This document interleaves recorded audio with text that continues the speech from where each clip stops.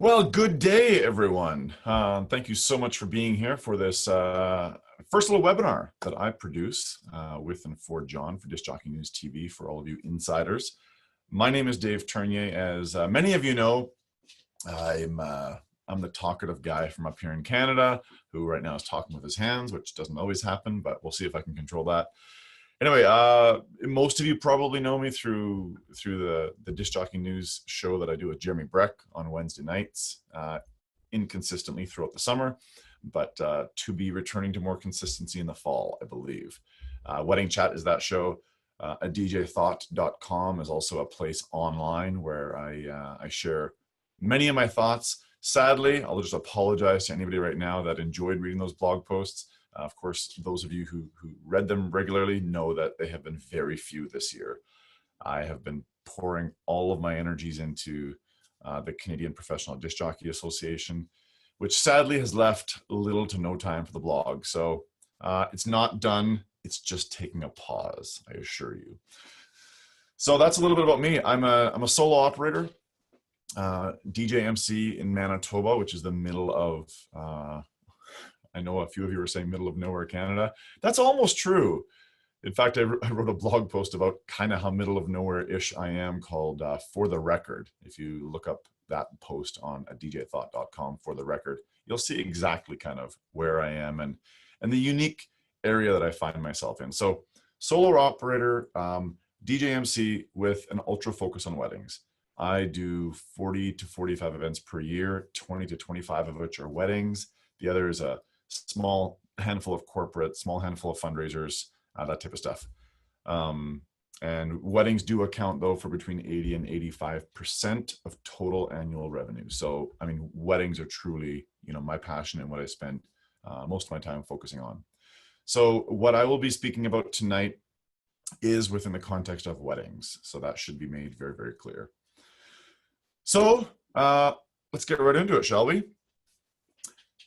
So from $500 to $4,500, so from $500 in 2010 to $4,500 per wedding in 2018, I am regularly asked, how and when did you raise your pricing, Dave? What motivated you to make those price increases? Were there certain signs you watched for before raising your price? How often did you raise your price? Was it once a year, twice a year, more or less? How did that all work? And those are really great questions and something that I've worked to try to develop some answers to. So about 3 years ago, I wrote a post about this, and I'm expanding on that post here tonight. So in 8 relatively short years, I've moved from being a DJ with a base wedding price of $500. That basically got you me, a basic speaker system, a very basic T-bar fixture, lighting system behind me.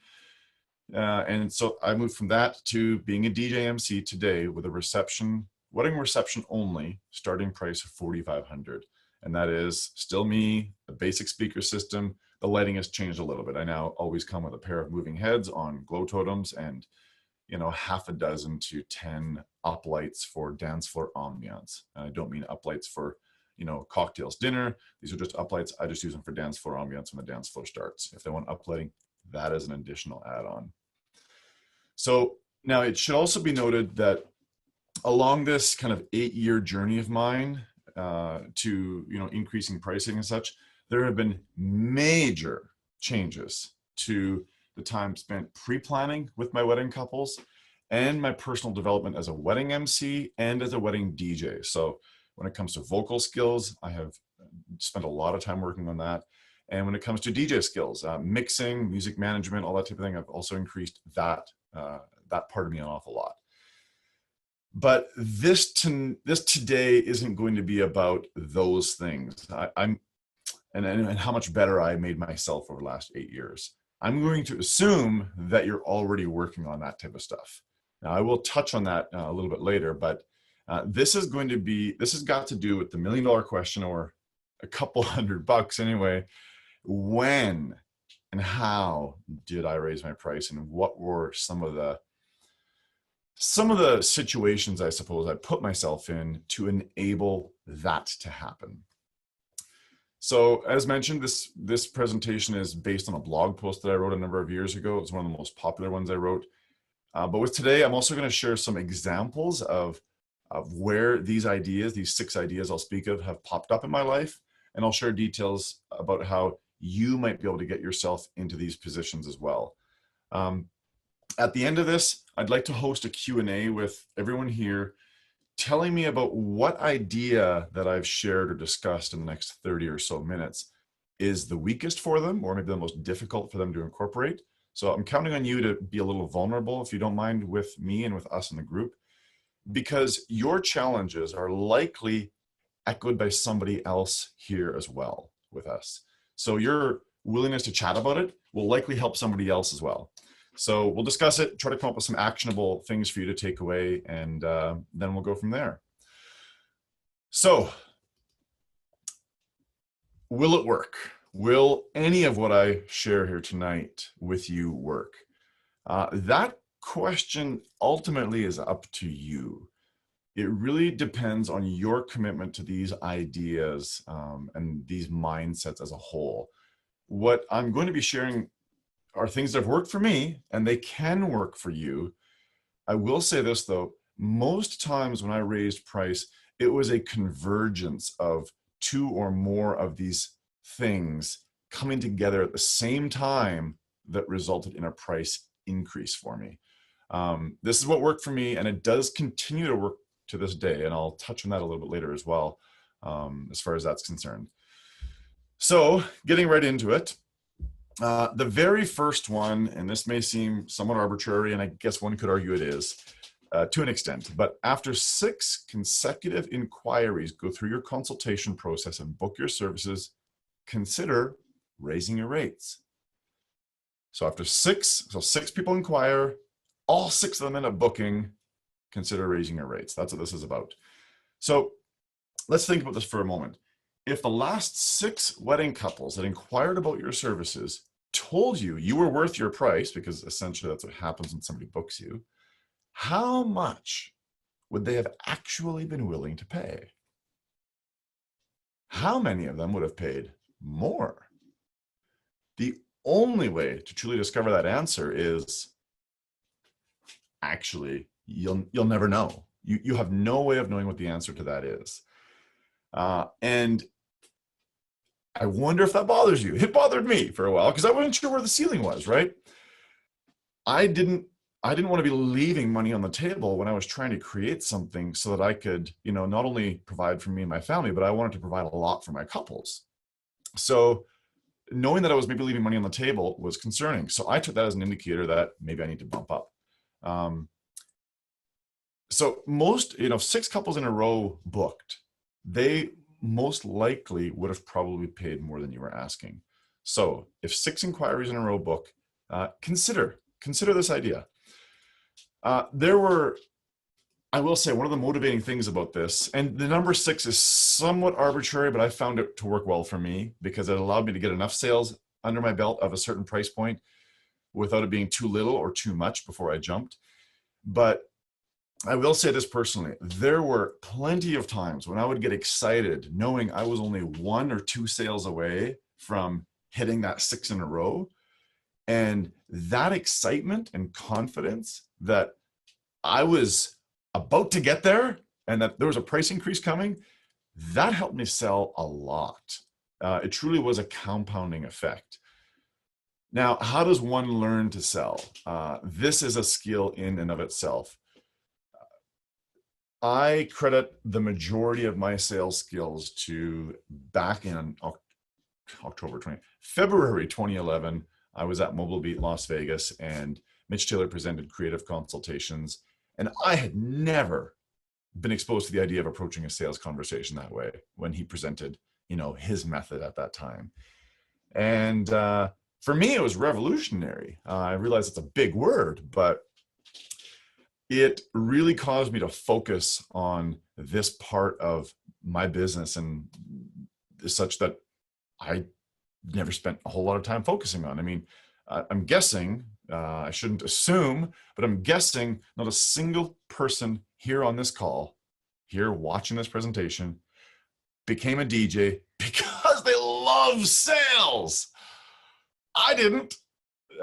In fact, I didn't know a damn thing about it. So getting yourself to this point requires honing sales skills. So Mitch has got some great workshops. This is not just a sell Mitch thing, but this is just what's worked for me. His book of sales for event pros is great, but for me, it all went back to that first presentation he gave, Creative Consultations. At least it was the first presentation I saw him deliver. I believe it is available from Mitch Taylor, tailoredsales.net. I should have looked that up ahead of time. But yeah, I would encourage, if you're not having this 6 in a row, focus on the sales end of things and make that happen for yourself. So next up, if you want to become a millionaire, surround yourself with millionaires. I should slow down real quick here and just see, is there any, holy gosh, there's lots of conversation happening here on the side. Bear with me, folks. I'm just going to jump on here. Where's everyone from? Good, good, good. Okay. So if you want to become a millionaire, surround yourself with millionaires. I don't know who first said that, but it is a concept, it's an idea that that has really taken hold in my life. Now, what does it have to do, though, when it comes to raising rates and in this 6 ideas, these 6 tips for raising your rates? It has to do with this. If everyone around you, everyone that you've surrounded yourself with is struggling and fighting for rates that you want nothing to do with, you've got to find a different group of people. It sounds like a downer, but everyone needs to surround themselves with people who support and encourage their goals. When my first goal, when it came to pricing and such, the crazy idea of $3,500 a wedding, that was before I got to where I am now. When that crazy idea first became a real, tangible, God, it's maybe possible goal for myself, I decided to surround myself with everybody I knew that was making more money than I was. I wanted to be around people who would encourage me, coach me, people who would be positive influences to me. I didn't want to have much to do with people who might tell me it couldn't be done. Now, did everyone that I tried to surround myself with become that group of people for me? Of course not. Absolutely not. Personalities, tastes, styles, different business, approaches to business. Those things don't just universally mesh with each other. There are piles of different people out there, and only so many connect with each other. But I kept on looking. I kept looking until I found a tribe of people, my tribe, who would support this mission. Now, this doesn't mean that I simply left everyone else behind, but my priorities did change, admittedly. We have a complete and free choice on a great many things, but the amount of time we have in a day is something we have absolutely no decision over. Zero. We have exactly, you, I, your wedding couples, all the other DJs out there, photographers, who knows who. Every single one of us, we have exactly 24 hours each and every day. And with that time that we are given, it is up to you, nobody else. It is up to you to determine how that time will best be spent and with whom that time will best be spent. For those in my chosen circle of influence came constant encouragement. Whenever I brought up the idea of raising my rates, the idea was always, always, always met with overwhelming enthusiasm. I had a group cheering me on. So my question is, do those in your chosen circle of influence overwhelmingly support this for you? It's a huge question. How do you do this? How do you find that group of people? Well, it takes a lot of work. You need to reach out to people. You need to connect with people. Now, with the advent of everything we can do online, even like we're doing here tonight, starting an online group is super easy. What I might suggest is start a mastermind group. Anybody can do it. I've been a part of a number of them in the past. Most people come and go from these groups, but from them, though, I found the group of people who have since become my friends, my supporters, and the people who call me out on something should I stray from the right path. Video software such as Zoom or whatever you'd like to use is really easy to set up. So my suggestion, if you don't have this group of people, this whole idea of, if you want to become a millionaire, surround yourself with millionaires. I don't, by the way, none of the people in my group are millionaires, FYI. So what I would suggest is set up a group like this, meet up with a group every week is probably a bit much. Try every other week or maybe once a month. Even the once a month groups that I used to belong to, they just got it to be a bit too much after a while. But like with everything, people prioritize what's important to them. If someone isn't making you a priority, don't hold any negative feelings toward them. That's a complete waste of energy. Just continue looking for those people who will make up your tribe. You will find them. And if you're persistent and do the work, they will become this incredible group of people that will have more to do with your rates than you might initially realize. So quick question here. With all due respect, mastermind groups are usually a bunch of DJs who think they know what they're doing, gossip about other DJs, and nothing productive really happens. There are one or two or more secret filled. Yeah, so a mastermind group is whatever you make it out to be. I've been a part of a variety of ones that, for 6-8 months, and maybe mastermind group is not the right word. That was just the word I kind of used just for any group of people that regularly get together. So it may have been a bad choice of words on my part, but it's a group of people trying to find other people like themselves. Now, some people will treat that as exclusive, secret, what have you. But as mentioned a few moments ago, there are a gazillion personalities out there with a whole bunch of people with lots of different goals. So not every single person is going to fit in with every group. And I found that out firsthand. I didn't fit in with every group out there either. So, to me, finding groups of people to motivate and to become my tribe has been really valuable for me. And that's the message I'm sharing here tonight. So next up, number 3, Superfly, hang out with a bunch of millionaires here at DJ. Absolutely. Okay, so number 3, here we are. This has had more to do with me raising rates than you might imagine. Much like what I just finished speaking about, when your confidence goes up, so does your willingness to increase your rates and your ability to close sales. So I just finished speaking about, group of people that really helped push me, motivate me, give me confidence.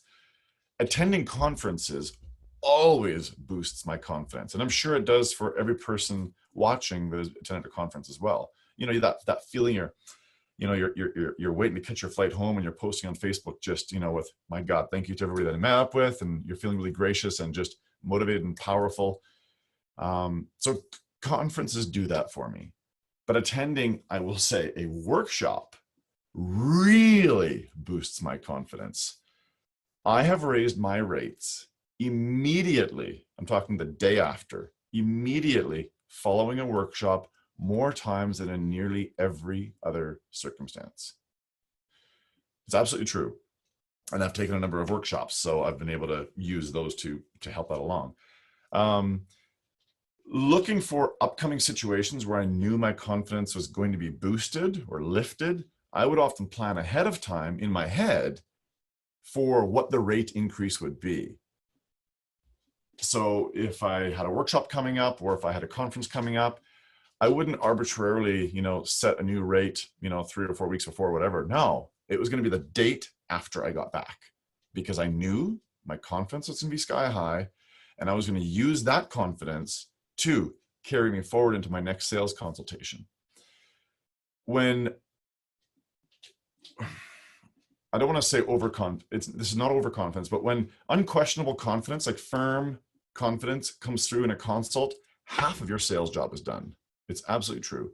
When you believe in you, the prospective client sitting on the other side of the table will also believe in you. Workshops and conferences have given me remarkable bits of confidence, which makes the days immediately following them great times to raise. So while I sometimes don't open that notebook of notes after a conference, maybe near as much as I should, Nevertheless, the conference was valuable for me because of the confidence boost it gave me, which likely went to price.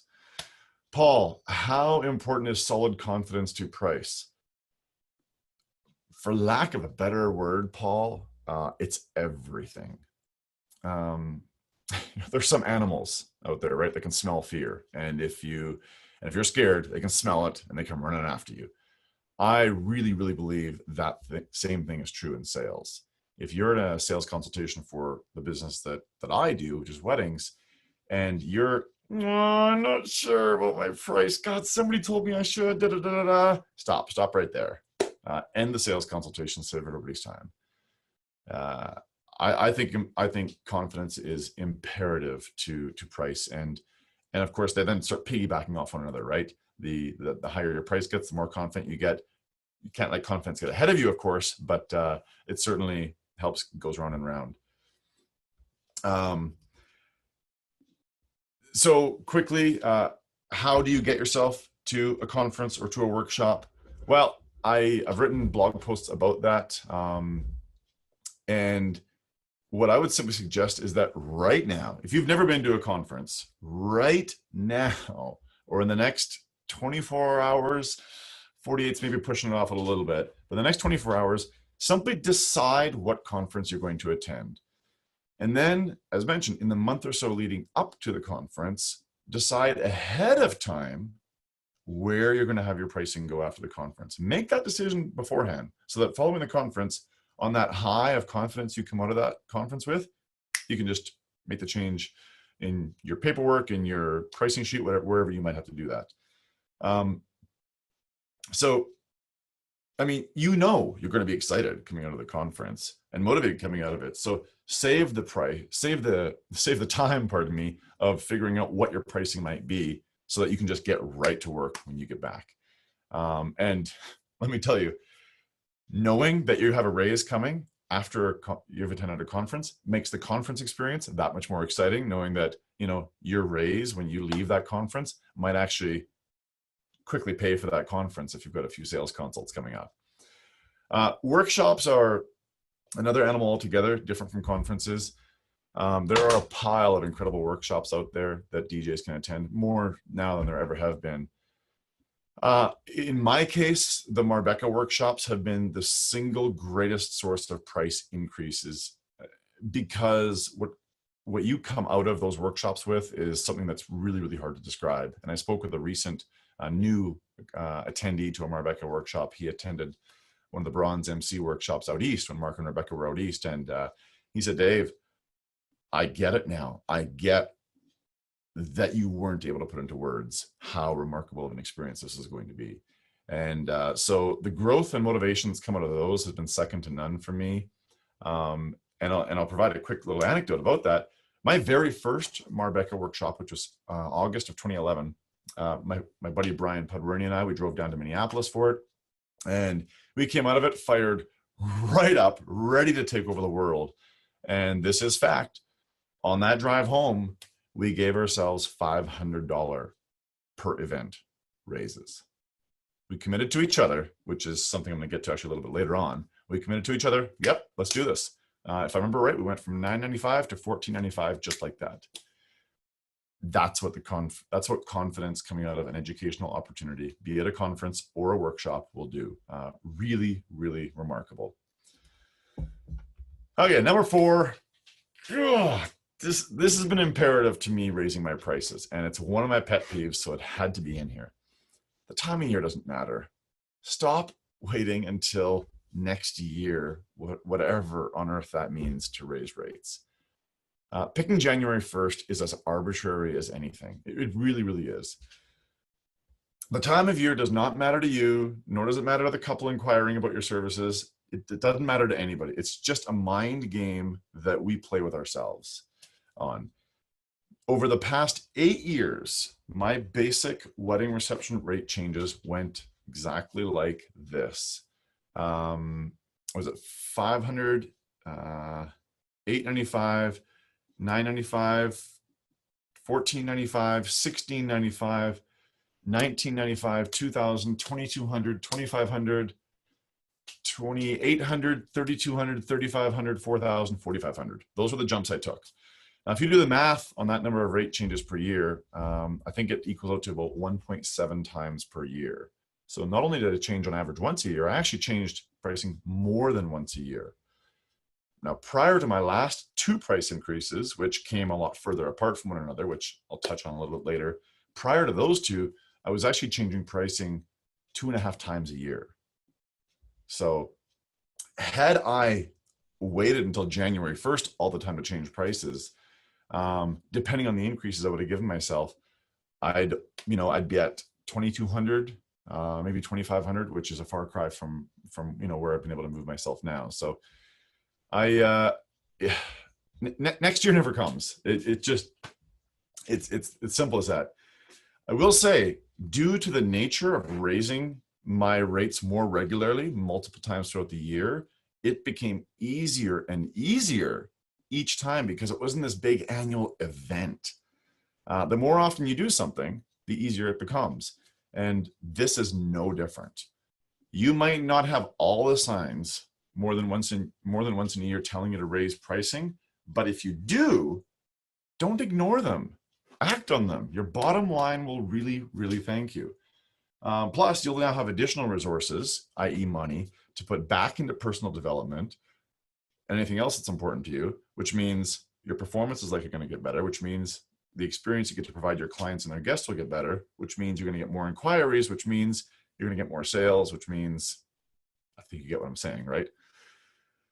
As one of my favorite thinkers, and I have a couple of his books here, just to show you how much I appreciate this guy, my friend, Mr. Seth Godin, who has written quite the books, let me tell you. Yes, these are 2 books, about 20 pounds a piece.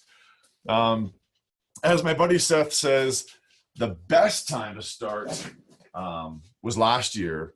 The second best time to start is right now. So next year never comes. Okay, any comments here before I get to the next one?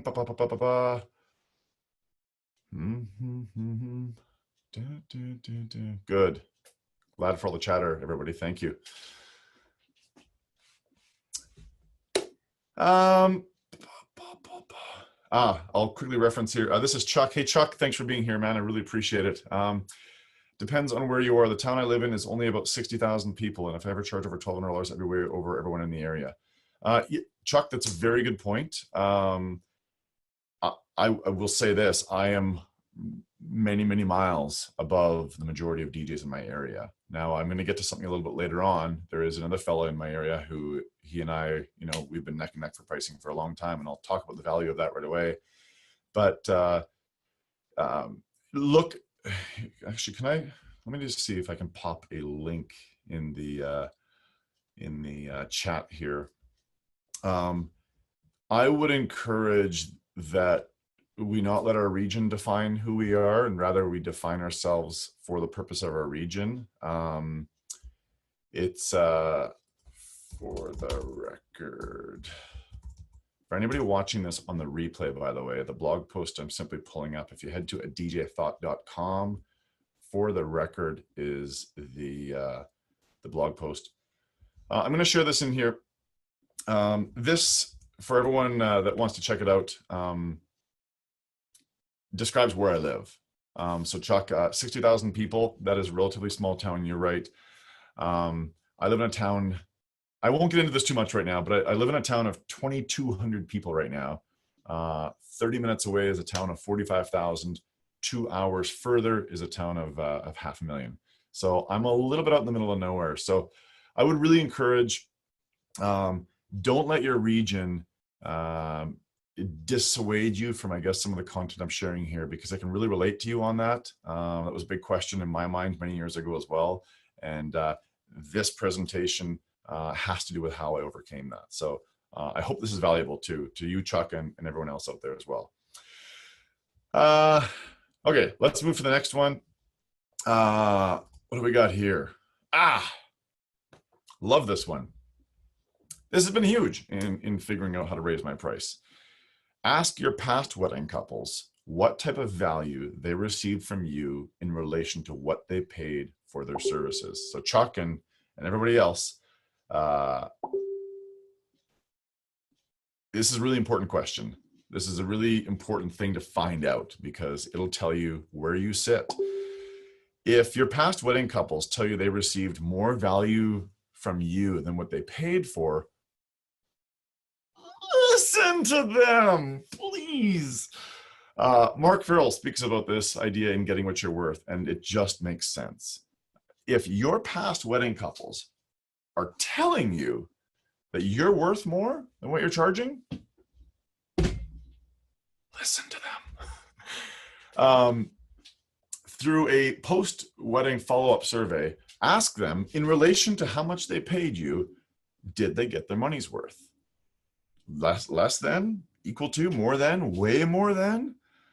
Most people, most DJs probably don't know the answer to that question because they never ask. Maybe you're afraid to ask, I don't know. Or maybe just never thought of it, which is totally cool as well, because I hadn't thought of it before somebody else shared this with me. My guess, though, that with some, the reason they fear asking is that the answer may hurt. Now, that could be true. You may get the occasional, yeah, you know, Dave, we were a little disappointed, actually. You know, we paid a lot of money and we, you know, yeah, you have to be ready to accept that. But my guess, quite likely, is that the answer will surprise and delight you. You never know, though, until those you've worked for have the opportunity to share the answer to that question. They ultimately are the ones who know, after the fact, right, what your services and performance are worth. They know better than anybody. They'll tell you if you should raise your rates. Early on in this 8-year journey of mine, I once had a couple insist on tipping me 30% more than the agreed upon fee. That couple, Mike and Tegan, they were remarkable. In fact, I've set their names in eternity their names exist in the About section on my website because they're really important to me. They taught me a pile about my worth as a mobile DJ. And thankfully, I, had begun the task of, surrounding myself with the right people. And I'd been known to watch for these indicators. These two, Mike and Tegan, many years ago, were a huge motivator for me and two people I'll never forget. Now, another personal story about this and listening to my couples, and this is outside of the feedback survey, which I'll mention right away. You can have access to mine if you'd like. A year after Mike and Tegan's wedding, I was working with Kyle and Alyssa for their wedding, and they had hired me as a result, oddly enough, of Mike and Tegan's wedding. And we had a blast working together, creating a really spectacular day for them. And following the toast to the bride, toast to the groom, we also have some welcome to the family speeches here. Following those speeches, traditionally the bride and groom up here get the opportunity to share a few thank yous. And so they had shared a bunch of thank yous. They thanked their parents, their wedding party, and so on and so forth. And then they turned to me. They looked over at me and said, "And Dave," and they go on and on about me, which makes me feel a little uncomfortable because I actually, and I do this with every one of my weddings, I actually advise them ahead of time to not thank the people they're paying. But anyway, they go on thanking me in front of their 200 guests, and they finish their thank you by stopping, turning at me and pointing and saying, "And by the way, Dave, you don't charge enough." I'm sorry, what? In front of all their guests. Yeah. If I would have ignored them, that would have been a disservice to them because they really went above and beyond. So if your couples are telling you you're worth more, that you're really wonderful, that you're really great, please believe them. Now, if anybody wants access to the feedback survey that I use, and it does have those questions about worth in it, go to adjthought.com, and I have a blog post there titled "Thank You, How'd I Do?" In fact, it may be the very top one that comes up when you go there. And at the bottom of that blog post is instructions for receiving access to the entire feedback survey that I use with my couples. So if you're curious about exactly like how I word those questions regarding worth and all that type of stuff, take a look there.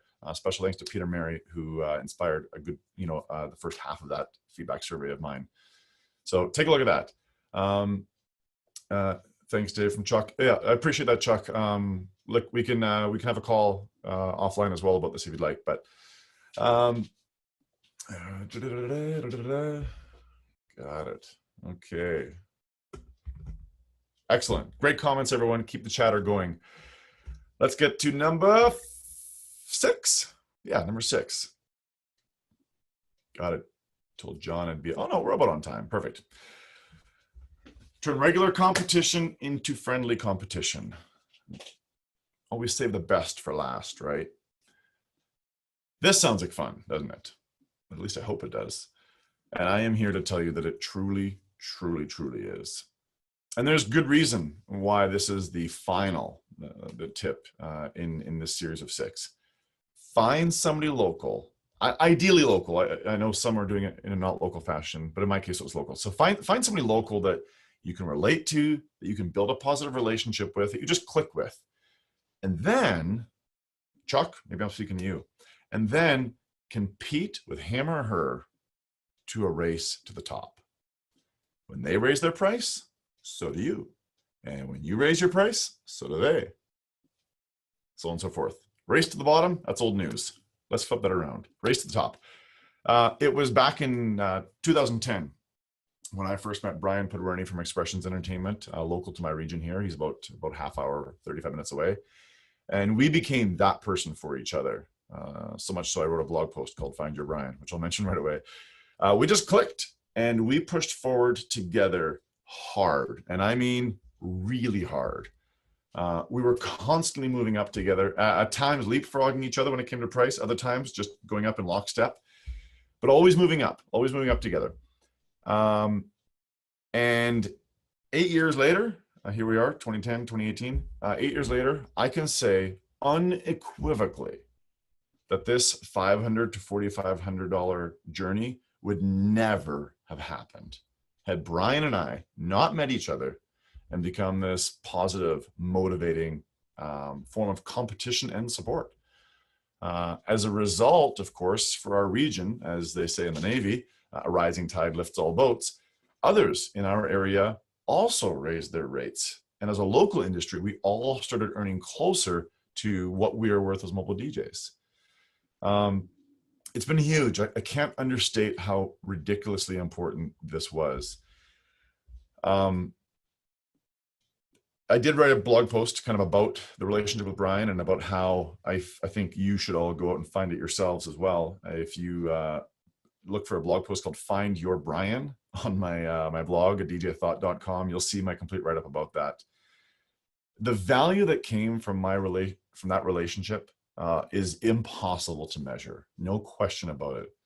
What is clear, though, is this. Neither one of us would be doing exactly what we are today had we not pushed and motivated each other after meeting and push each other we did. It was remarkable. And I now know of DJs elsewhere in the country and around the world who have this relationship with one another. I know some people where, one's in Quebec, one's in North Carolina, they have this relationship. They're constantly egging each other on when it comes to pricing. They're constantly, gosh, I don't know, should I bump? Should we bump? Yeah, we should, let's go. And doing it together. Huge confidence booster. If you can do it with somebody local in your area, though, what happens is you get to then build the other person up to potential clients if you're unavailable for that date. And that's huge. And then, of course, there's 2 of you in that area helping establish that new ceiling of pricing as well, which is, going to be more valuable than anything. Now, one of the side benefits to this, and you've maybe heard this in kind of what I'm saying, is that if you really get pushed, or pardon me, if you've got somebody who's really good, they're going to push you a lot. Now you have to be the same for that person as well. So quick little story. Yesterday, I was out on my mountain bike doing some trail riding, and there were 3 of us, and I was in the middle of the pack for the first half of what we did. But for the second half of the 6 kilometers, we did about 15 kilometers total. So for the second half of the 6-7 kilometers, which is kind of 4.5 miles, I was not in the middle, though. For that last half, I was in the back. I was the last guy. Now, I am by far the most inexperienced out of the 3 of us. The other 2, they've been riding for ages. So I had to really push hard to keep up with them, much harder than I'd have done had I been in the middle, or worse yet, by myself. There's no way I would have pushed that hard. I needed someone to chase. Now, in this case, I was chasing two people, of course, on our bikes. They were much faster than I was, and technically, they were just much, much better than I was. They didn't nearly eat a tree like I did a couple of times. So, much like earlier on when I spoke about surrounding yourself with a tribe of people, that group of people, if you're the smartest person in the room, it's time to find another room. And what I found for myself yesterday on my mountain bike was that I was far from the smartest person in the room there, which is exactly where I needed to be. So that's kind of, I guess, a convergence of number two from earlier and this one here. But the point remains, having that someone to chase, and then being someone that somebody can chase as well. A lot of benefit to that, huge benefit. Now, just before I get into this, and I know pricing can be a sensitive topic, so I hope I'm approaching it in a manner that isn't confrontational. I know I thought long and hard when I first published this blog post a few years ago, because I didn't want to alienate people, because the topic of pricing sometimes does that. So, lots of comments here. Hopefully they're all positive. We're all friends here, folks. We got McDonald's and Apple. Both are successful in every community on this planet. Yes.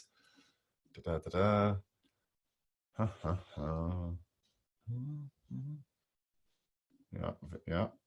No, great comments from everybody. Yeah, as mentioned at the very outset, what has accompanied my journey, and I'm going to make this clear just one more time, what has accompanied my journey over the last 8 years has been radical development when it comes to the time spent pre-planning with my couples and my role as an MC and my skills and talents as an MC. The MC that I am today, the MC that I was 8 years ago was crap compared to the MC that I am now. Unequivocal crap. Okay. So there have been massive changes and all that as well. So what I'd rather, I guess, that you all take away from this discussion is not, is it possible? It is possible, but it does depend on that part of my journey that I'm not speaking about in a whole lot of detail tonight. It does depend on you having that journey as well to go along with price increasing. I will not stand here and say, I just did this and didn't change a thing. Absolutely not true. As mentioned on the outset, there was a large part of the parallel to all this is self-development in a big, big way. And without that, you're going to struggle a lot more with raising price. But it doesn't make any of these points here invalid either. So, any more comments here? Most couples don't budget $4K for a wedding. Yeah, you're absolutely right. And in fact, I would say the overwhelming majority of couples that I work with didn't budget what they end up spending on me either. I should show them something they didn't expect was available or even possible, and they make the decision to include me or not. Quick question: what skills do you feel add the most value in your client reviews, Paul? That's a fantastic question. That is a fantastic question, Paul. I am going to say the skills that add the most value in the client reviews that I get would likely be, I don't want to rank these. I want to get butchered over this. I'm going to say the confidence and people skills are right up there, along with MC skills, pre-planning, and the music skills are a very close runner-up to all those in my case. And I believe going forward, as the world gets used to, more complex mixing styles and this type of thing, I believe that's going to increase a lot, at least in the market I am here. And of course, in some markets, that is already on par, or maybe has been for a while. So in my case, just keeping it specific to me, The interpersonal skills are huge, huge. Learning about personality types has been massive as well in that. So, Paul, I'm not sure that completely answers your question. I hope it certainly gives folks an idea, though. So, real quick, how fast does this happen? Because this merits bringing up. In the first couple of years, things moved along really fast. As pricing increases, though, relative to your skill and talent development, which I touched on just a few minutes ago, there may be slowdowns as pricing increases. For instance, when I was workshopping like a madman, because there were a number of years back where I was doing 2-3 workshops a year, which I'm not at that pace anymore. But when I was workshopping like mad, prices jumped frequently. As of course I shared earlier, right? It was that day after a workshop I would raise price. As I've slowed that part of myself down now, though, and my price has climbed even higher, the frequency now of price increases slows down a lot. Now, I believe that this is a natural process in finding, or that I'm slowly discovering, I guess you could say, the ceiling for what my clients are capable of paying and how my price reflects my skills and talent. I need to work on skills and talent a lot more before I do a price increase. I've got some areas I need to work on. I will stand here and say that. If I, for instance, if I could spend the next 6 to 12 months working really hard on my mixing skills, which, are average for the moment, but if I could take them to that next level, I've no doubt that I could do another price increase here in my region where I currently sit.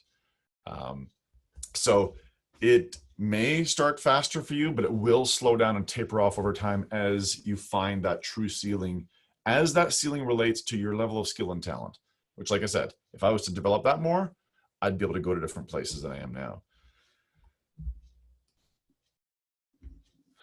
6 consultations. VIPs. I'm borrowing that from Marcello. Marcello, the author of this fantastic book. VIPs, very important people. That's how he refers to your tribe. And I just want to read a quick quote that he has in his book to do with that point. The fastest way to change yourself is to hang out with people who are already the way you want to be. That quote is from Reid Hoffman. Hugely valuable quote. The fastest way to change yourself is to hang out with the people who are already the way you want to be. Educate, conference, workshop, and then use those events as launching points for a new price. And don't wait for yesterday, and don't wait for next year, because next year never comes. Don't arbitrarily put it off if you can help it. And as well, ask your past wedding couples what they felt the value of what you delivered to them was. Get them to be honest. Have a third party. Call them if you need to. And find someone who you can race with. Find someone who you can compete with in a cooperative fashion. Co-opetition, is that a word? In your quest, imagine, to earn a bit of a living from DJing / struggling with price, in your quest for that, I guess what I want to ask is, and this is for everybody here, when was the last time you attended a conference? I know some of you on this call here have, and maybe some haven't. So when was the last time you attended a conference? How about a workshop, or performance training workshop specifically? Do you surround yourself with those earning the rates that you'd like to get to? Are you the price leader in your market? Do you have someone you can picture right now that you could buddy up with to go on this trip to, achieving something, different from where you're at right now? When was the last time you asked your couples directly, and not through Wedding Wire or The Knot or anything, but when was the last time you asked them directly about their thoughts on their investment with you? Do you suffer from waiting until next year to raise rates? Are you succeeding in sales? Do you know how to sell? Who are your VIPs? Again, Marcello, he writes beautifully about those very important people. So have you ever booked 6 inquiries in a row? Do you associate with those who will build up, motivate you? Have you recently attended a conference? I just asked that. Are your wedding couples telling you you did an amazing job and they would have paid you more? If you said yes to any of those, then it might just be time for a raise. Congratulations. That's all you got to do. All you got to do. So let's chat. Does anybody have any more questions about anything that I've shared? Any of those 6? Those have been the 6 most impactful things for me. I'm just going to sneak through the comments here quick. How to raise prices, percentage or season, Superfly. So I'm going to answer that's a great question, and one that I did not touch on. Percentage, you know what? I just did even dollar amounts, 200, 300, 400, 500, depending on how confident I was feeling.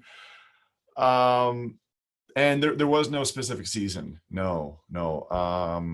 I'll bet you I've probably raised price at some point in time in every month.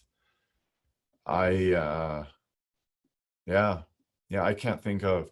Now, I will say that when I waited to book, when I was using the metric of, okay, 6 inquiries came in and all of them booked that I would raise, when I used that metric to decide when I was raising, I will say I get a lot of inquiries from my work in the summertime when I'm actively outperforming most frequently at weddings. So the result of that is I get a lot of inquiries because people are like, hey, we saw you at whatever. And a lot of people get engaged here in the summertime anyway.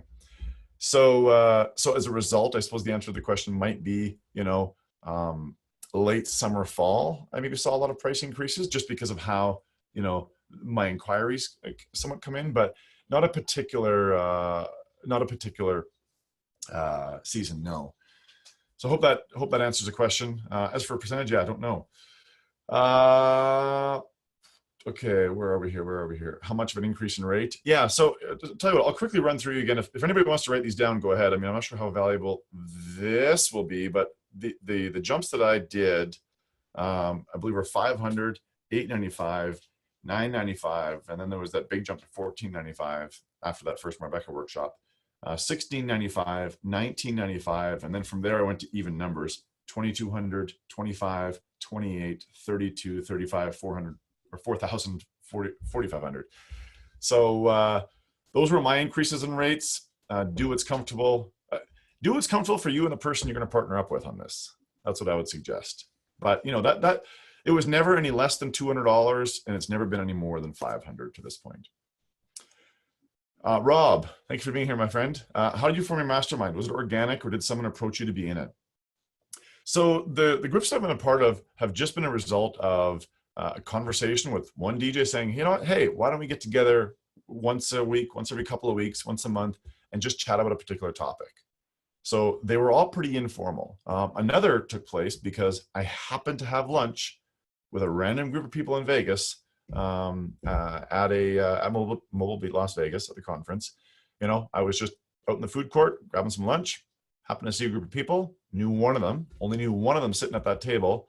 And next thing you know, every month for the months that followed, for the year that followed, once a month we would get together via, at that time we used Skype because Zoom wasn't a thing yet, but that was, so that was how it happened with that particular group. So yeah, they find a DJ that you click with, say, hey, let's get together once a month and just try to find some other people between the two of you that you feel may click in that group. What workshops are you taking over the next year? Paul, that is a fantastic question. My most recent workshop was the Announcing and Engineering Bronze Marbecca workshop this past March. Yeah. I don't have another workshop planned for this year yet, although I may jump into Peter Murray's Make It Grand and or Professional Process, as they are coming to Winnipeg is the plan for this November. But as of yet, I'm unsure about that and scheduling. So that was the most recent one I took, was the Announcing and Engineering Bronze. I don't have anything scheduled right now.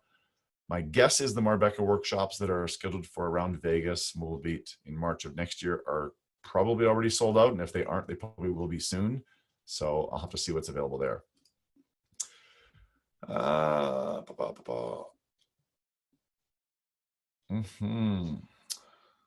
just going to jump through the chat here one more time, and then I think we will probably wrap up. Let's take a look here. When you've got stuck on a price, when you were above the 3,000-ish, what did you do to push through? Just do it? That's a great question, Rich. Let me just go back to our let's talk slide.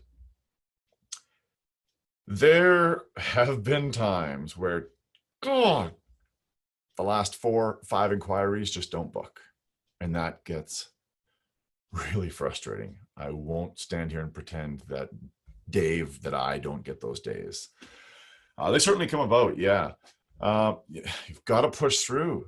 If you're getting in that funk, maybe try to get yourself into a workshop again, or try to work on more sales skills. I should say just a quick bit about sales. Storytelling has become a massive, massive sales benefit for me.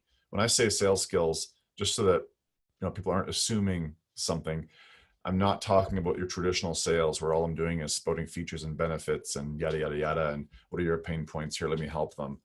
I sell through story an awful lot. And I've written blog posts about that as well. If you head over to the blog and click on the sales tag on the right-hand side, you'll see posts I've written that have to do with that.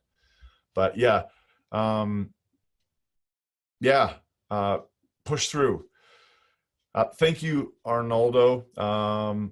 All great points, Dave. Thanks, Chuck. Appreciate that. And that's okay. That's all right. Getting away from the point. Dave, you remind me a lot of some speakers I've listened to. Tell me you've read Book Yourself Solid. You know what, Arnoldo? I have not. That's Michael Port, if I remember correctly, right?